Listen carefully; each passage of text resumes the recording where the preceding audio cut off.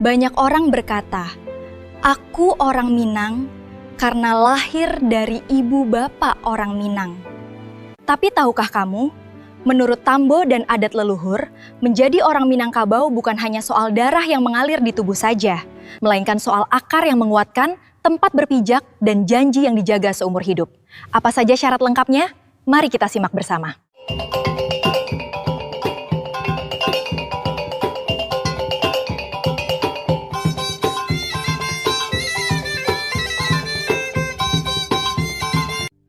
Assalamualaikum warahmatullahi wabarakatuh.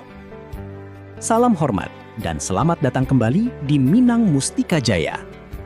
Semoga kita senantiasa dalam lindungan Tuhan Yang Maha Kuasa. Sering kita mendengar sebutan orang Minangkabau.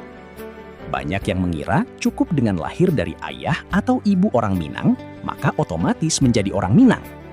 Padahal menurut pandangan adat dan Tambo leluhur, maknanya jauh lebih dalam dari sekadar keturunan darah semata.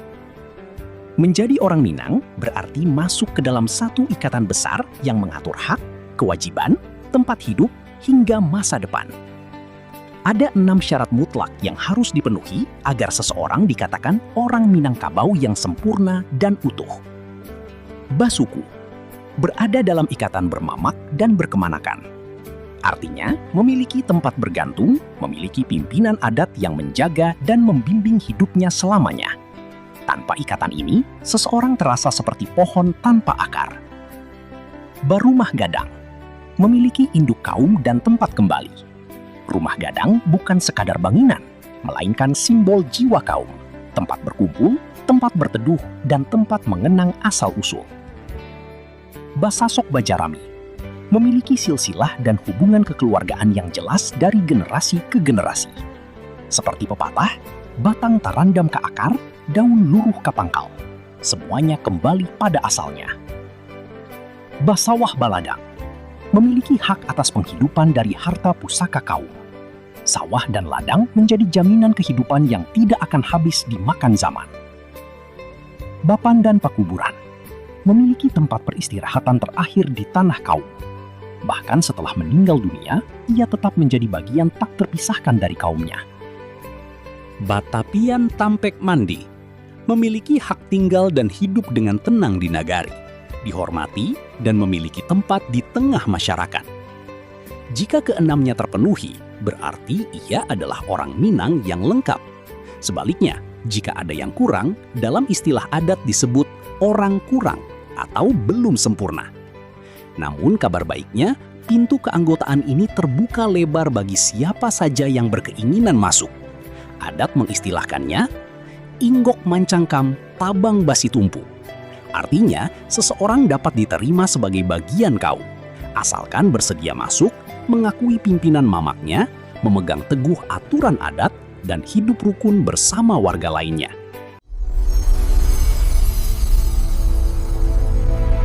Dalam kehidupan masyarakat Minang, segala sesuatu diatur dengan sangat rapi dan seimbang.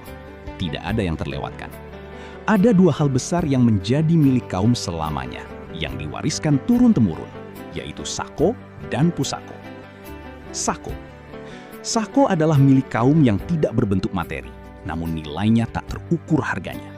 Meliputi gelar kehormatan, kedudukan adat, nama baik, tuah, serta martabat kaum. Sako menjadi hak utama bagi kaum laki-laki untuk memegang dan menjaganya. Cara mewariskannya dibedakan sesuai kelarasan yang dianut.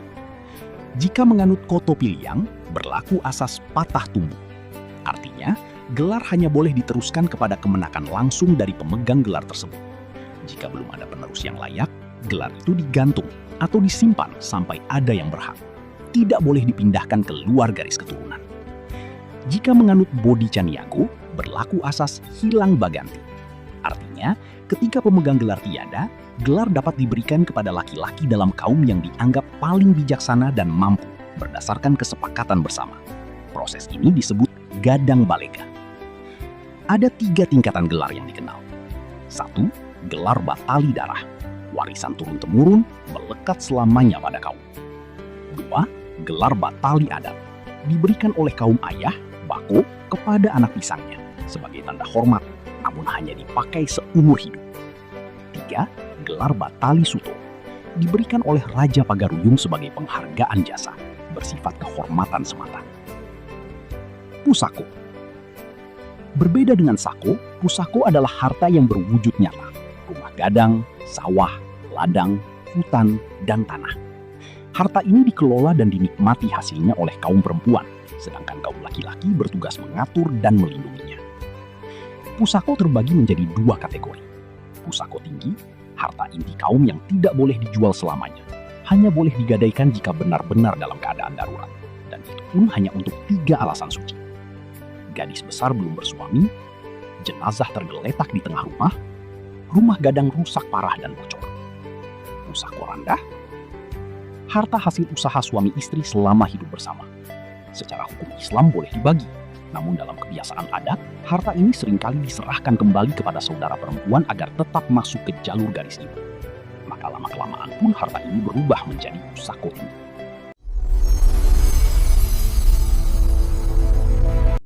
Seorang laki-laki Minang tidak hidup diam saja. Ia akan melewati 3 tahapan mulia dalam hidupnya, yang mengajarkannya tanggung jawab sejak usia muda hingga tua.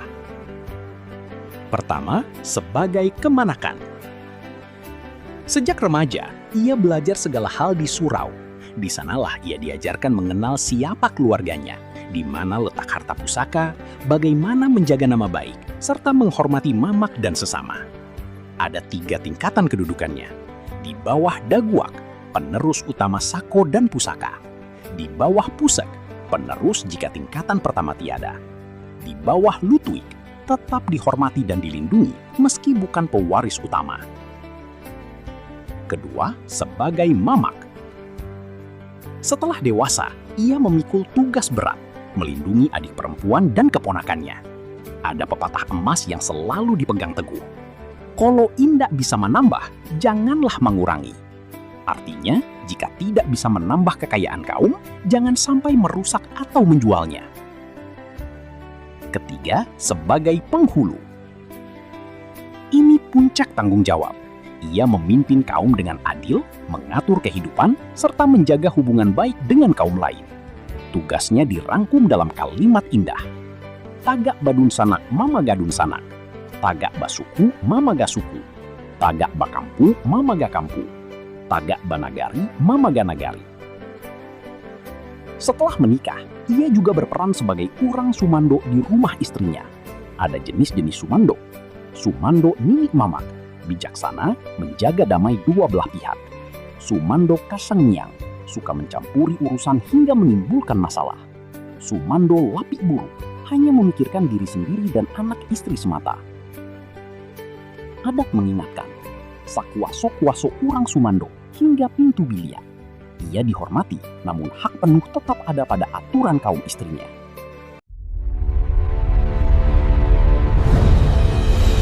Struktur kekeluargaan Minang tersusun rapi bagaikan pohon yang kokoh, dari akar hingga pucuknya. Dimulai dari Samande, keturunan satu ibu, berkembang menjadi Saparui, Saninia, hingga menjadi Sakaum, lalu melebar menjadi Sasuku.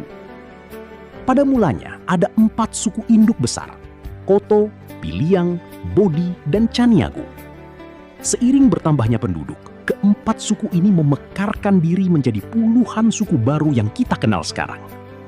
Suku yang memiliki asal-usul yang sama disebut Sapayuang, dan gabungan dari beberapa payuang disebut Sahindu. Dalam setiap kaum, ada satu kedudukan istimewa bagi perempuan bernama Bundo Kanduang. Ia adalah ibu utama kaum, setingkat lebih tinggi kedudukannya daripada penghulu. Ia berhak mengawasi, menasihati, dan menegur jika pemimpin adat melakukan kesalahan. Ia menjamin kelembutan, keadilan, dan keseimbangan dalam kehidupan kaum. Ini bukti nyata bahwa sistem ini tidak memihak salah satu jenis kelamin, melainkan memberikan peran dan tanggung jawab yang setara dan saling melengkapi.